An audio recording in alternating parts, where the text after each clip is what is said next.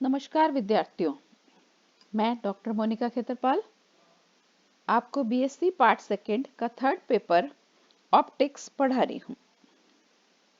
इसमें अपन fifth unit पढ़ रहे थे जो कि है लेजर की। अपने पिछले लेक्चर में अपन ने देखा था कि लेजर की प्रक्रिया के लिए सम्मिश्र प्रतिलोमन की स्थिति आवश्यक है। There must be condition of population inversion to produce a laser. क्या है सम्मिश्र प्रतिलोमन की स्थिति? किसी भी परमाणु में बहुत सारे ऊर्जा स्तर होते हैं। सामान्य स्थिति के अंदर यह होता है कि जो नीचे वाले ऊर्जा स्तर है, ग्राउंड स्टेट है, उसके अंदर परमाणुओं की संख्या एक्साइटेड स्टेट से हमेशा ज्यादा होती है।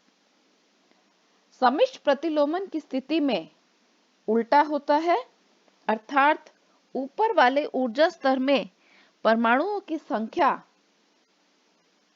नीचे वाले ऊर्जा स्तर से अधिक होगी। There will be more number of atoms in the excited state as compared to the number of atoms in the lower ground state. तो अपने को लेजर प्रोड्यूस करने के लिए सम्मिश्र प्रतिलोमन की स्थिति को उत्पन्न करना है। पॉपुलेशन इन्वर्जन की कंडीशन को ऑब्टेन करने के लिए जो मेथड हम यूज करेंगे उसको पंपिंग कहते हैं। तो हमारे पास परमाणु को निम्न ऊर्जा स्तर से उच्च ऊर्जा स्तर में जो उत्तेजन की प्रक्रिया है उसको अपन पंपन कहते हैं। पंपन की जो मेन मेथड्स हैं, पहला है प्रकाशीय पंपन, इलेक्ट्रॉन संघट, inelastic atom atom collision, chemical pumping और बहुत सारी पंपिंग काम में ली जाती है। यहाँ जो अपन लेजर डिस्कस कर रहे हैं वो है रूबी लेजर। रूबी लेजर को हम सॉलिड स्टेट लेजर भी कहते हैं। ठोस अवस्था लेजर भी इसे कहा जाता है। अब अपन सबसे पहले इसकी संरचना देखते हैं। किसी भी रूबी क्रिस्टल के अंदर यहाँ पर ये अपने पास एक रूबी की रॉड है। क्या होती है रूबी रॉड? एल्यूमिनियम ऑक्साइड का ये क्रिस्टल होता है। एल्यूमिनियम ऑक्साइड के क्रिस्टल में कुछ एल्यूमिनियम एटम्स को अपन क्रोमियम प्लस 3 आयन से रिप्लेस कर देते हैं। तो जो Al2O3 क्रिस्टल है उसके एल्यूमिनियम आयन को हमने क्रोमियम आयन से रिप्लेस किया है। ये जो क्रोमियम हमने इसमें डाला है, ये इम्प्योरिटी हम अप्रोक्सीमेटली 0.05% इसमें डालते हैं। रूबी क्रिस्टल का जो पिंक कलर है वो क्रोमियम आयन की वजह से ही होता है। ये आयंस जो हैं ये येलो और ग्रीन कलर की लाइट को अब्सॉर्ब करते हैं और रेड और ब्लू कलर की लाइट के लिए ये पारदर्शक होते हैं। अब हमने ये जो रूबी क्रिस्टल लिया है इसको हम बेलनाकार छड़ के रूप में लेंगे। ये अपनी 5 सेंटीमीटर लगभग लंबी और 1 सेंटीमीटर डायामीटर की बेलनाकार छड़ है। इसके ये जो दोनों एंड हैं ये सर्कुलर होते हैं और इनको हम टोटली पैरेलल बनाते हैं और चांदी की इसके ऊपर पॉलिश की जाती है ताकि इसके ऊपर कोई भी लाइट गिरे तो उसका परावर्तन हो सके। ये जो पॉलिश करते हैं ये इस तरह से करते हैं कि एक सरफेस तो है वो तो पूर्ण रूप से परावर्तक पृष्ठ है, टोटली रिफ्लेक्टिंग सरफेस है, और जो दूसरी सरफेस है जहां से लेजर बीम निकलेगी इसको हम आंशिक रूप से परावर्तक पृष्ठ बनाते हैं। पार्शियली रिफ्लेक्टिंग सरफेस हमने इसको बनाया है। अब ये जो हमारी रूबी रॉड है, इसको हम एक कांच की नली के बीच में रख रहे हैं।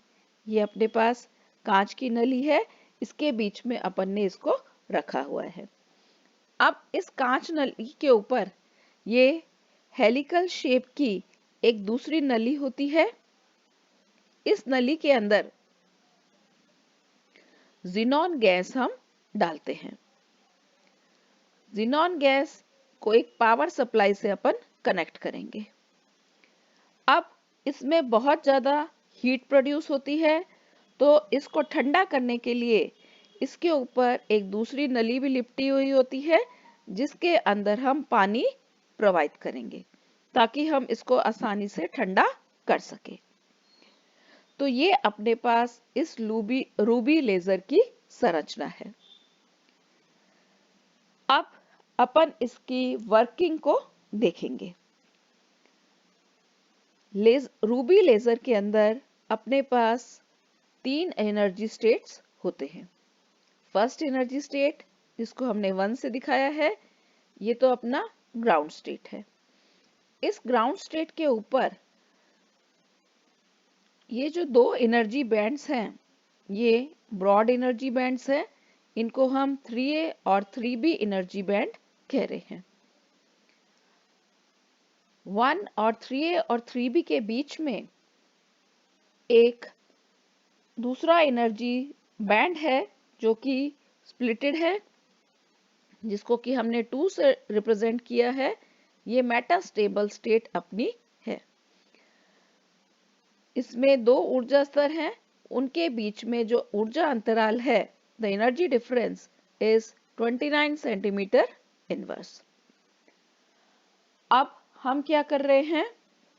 लेजर ऑब्टेन करने के लिए हमें सम्मिश्र प्रतिलोमन की स्थिति उत्पन्न करनी है। मतलब उच्च ऊर्जा स्तर में परमाणु निम्न ऊर्जा स्तर से ज्यादा होने चाहिए।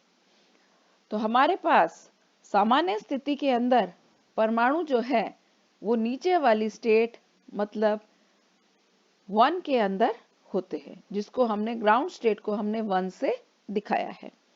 हम इसके ऊपर फोटोन डालते हैं। यहाँ पर ये जो परमाणु हैं, इन फोटॉन्स का अवशोषण करके ये ऊपर वाले ऊर्जा स्तर 3A और 3B में आ जाते हैं। अब 3A और 3B ऊर्जा स्तर के अंदर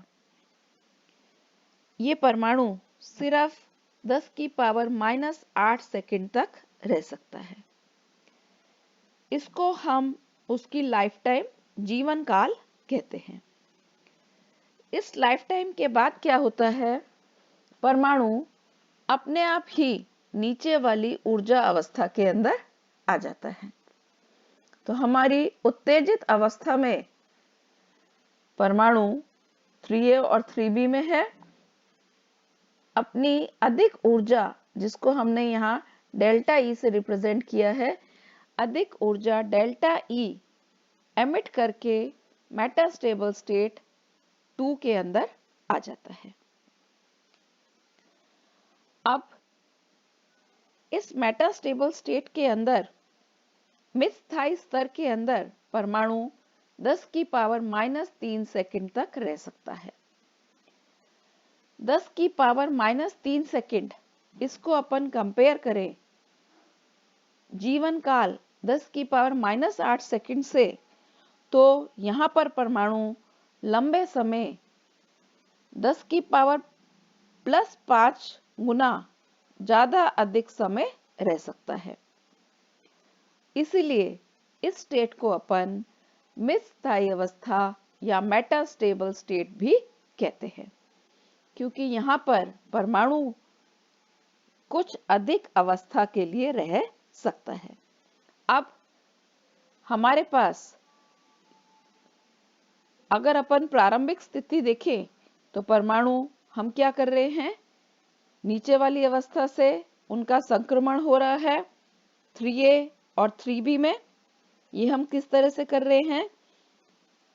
हम ये जो हमारी ज़ीनॉन गैस है, यहाँ पर चित्र में देखें, यहाँ पावर सप्लाई है, इसको पावर सप्लाई से अपन कनेक्ट कर दें तो कुछ क्रोमियम के जो परमाणु हैं वो अपनी मूल अवस्था से 5600 एंगस्ट्रॉम के हरे रंग के प्रकाश के फोटोन को अवशोषित करके 3A में, और इसी तरह से कुछ क्रोमियम के परमाणु 4100 एंगस्ट्रॉम के फोटोन को अब्सॉर्ब करके 3B में आ जाएंगे। तो ये जो प्रोसेस है ग्राउंड स्टेट से एक्साइटेड स्टेट में आने का, इस प्रोसेस को प्रकाशीय पंपन कहते हैं। This is optical pumping in which atoms are excited from ground state to higher energy state. तो अब हम क्या कर रहे हैं? हम बहुत अधिक संख्या में परमाणु जो है उनका संक्रमण नीचे वाले स्तर से ऊपर वाले स्तर में करवा रहे हैं।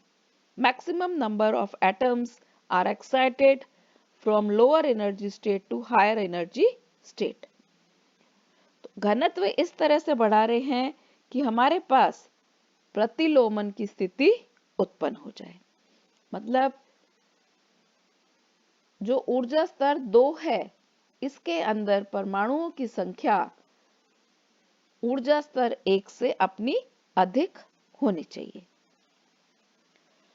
ऊर्जा स्तर 2 के अंदर परमाणु अधिक समय तक रह सकता है ऊर्जा स्तर 3 की तुलना में। तो हमारे पास सम्मिश्र प्रतिलोमन की स्थिति उत्पन्न हो जाएगी। मिश्र स्थायी स्तर में परमाणुओं की संख्या मूल स्तर के सापेक्ष अधिक हो जाती है। तो इस स्थिति के अंदर हमारे पास स्वतः उत्सर्जन की जो प्रोबेबिलिटी है वो नगण्य होगी और उद्दीपित उत्सर्जन की प्रायिकता अधिक होगी।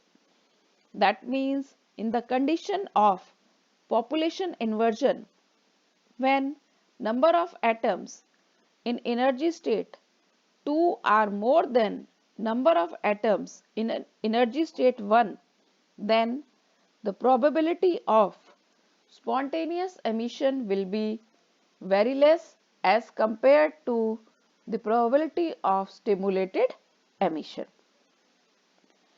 तब इस कंडीशन के अंदर अपने पास उद्दीपित उत्सर्जन से फोटॉन्स निकलेंगे। यहाँ पर रूबी लेजर के अंदर जैसे 6943 एंगस्ट्रॉम और 6929 एंगस्ट्रॉम के फोटॉन्स एमिट हो रहे हैं।